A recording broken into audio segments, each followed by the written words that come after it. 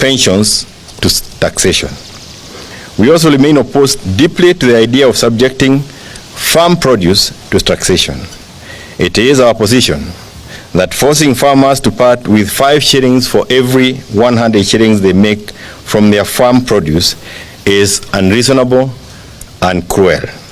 We encourage our farmers to resist this tax with all their might. On NADICO, we have been adequate.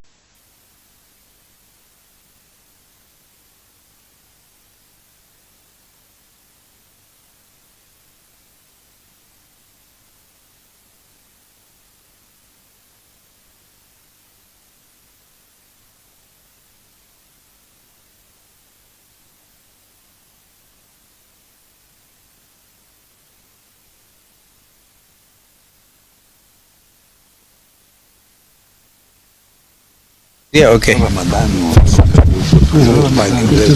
Yeah, a very good afternoon. Gentlemen, this is serious. There's no lady amongst you. So I can't even say ladies and gentlemen. Even among us. Hey. Yeah, the gardeners will save you because I see some 2 ladies. We have had a very good session, and as the Azimio leadership, Azimio la Umoja One Kenya leadership, and we have agreed that our brother Jeremiah Kioni, Secretary General of Jubilee, and one who was also the chair of our technical team during the National Dialogue Committee, reads our statement today. Mheshimiwa Jeremiah. Asante. This is a statement on meeting of Azimio Summit that was held today, March the 5th, 2024. We have had a meeting of the summit, which is Azimio la Umoja One Kenya Coalition Party's top decision-making organ. The purpose of the meeting was, 1, to take a bird's eye view of the nation with regard to issues that we have been outspoken on, namely the high cost of living, inclusivity in appointments to public service, the taxation regime, and the general health of the economy. 2, get a briefing on the status and progress of the NADICO report. 3, get a briefing on the progress and status of Azimio leader, Right Honorable Raila Amolo Odinga's bid for the chairmanship of the African Union Commission. On the state of the economy, the summit maintains that the view that the tax burden being borne by Kenyans is unreasonable and unsustainable.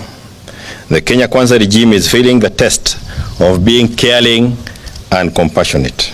Paying taxes should never be a punishment, but a patriotic duty.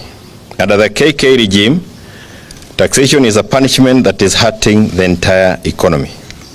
We remain opposed to the 16% tax on petroleum products.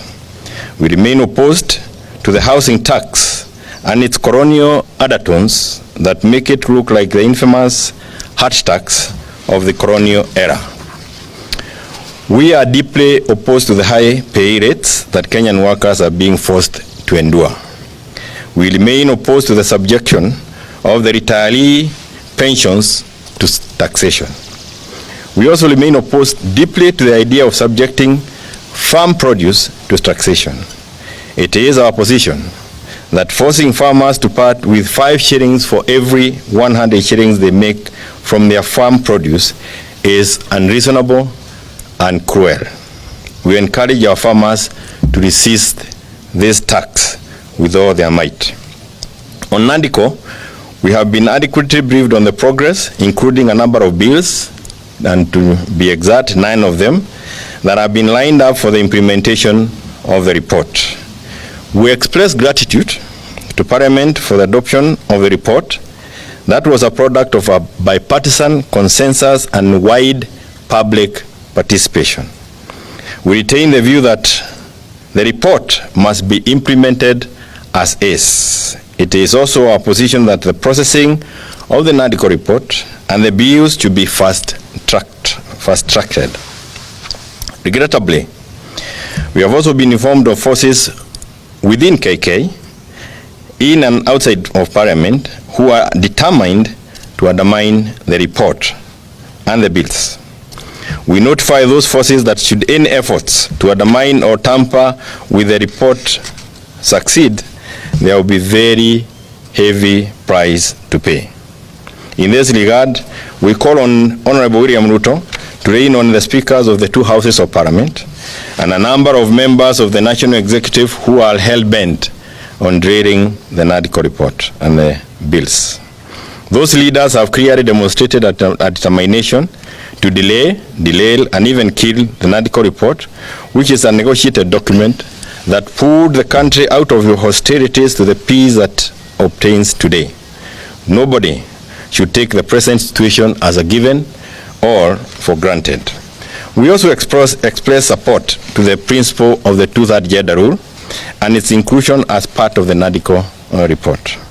On the issue of the Right Honorable Raila Odinga's bid for AU chairmanship, the summit reiterated our earlier stand as a coalition to support in every way we can to ensure that Mr. Odinga takes a seat. It is our position as a coalition that it is in the best interest of the country and the East African community that Right Honorable Raila Odinga takes the seat. To this end, we very much appreciate the support of our neighbors and those across the continent who have extended their support to Right Honorable Raila Odinga. We are also encouraged by the personal efforts made by our party leader to win the seat without relying entirely on the endorsement by the state. And we are committed to reach out to friends and fellow leaders out there in support of our leader's bid. The meeting also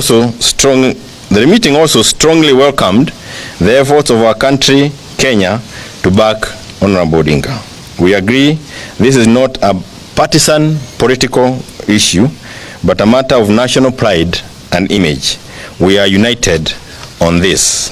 As a coalition, we are committed to stay united and stay the course of holding the KK regime to account and to fight for the rights and dignity of the people of Kenya. In that regard, as we support Honorable Raila Odinga for the AU position, we will also support the right of Kenyans to an affordable living, lower taxes, and a functional economy that guarantees decent livelihoods.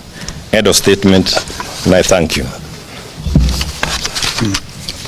Okay. Thank you. Thank you, Ben. Just perhaps mention that our sister, Honorable Mother Karua, traveled to Dar es Salaam last night. Should have otherwise been here with us.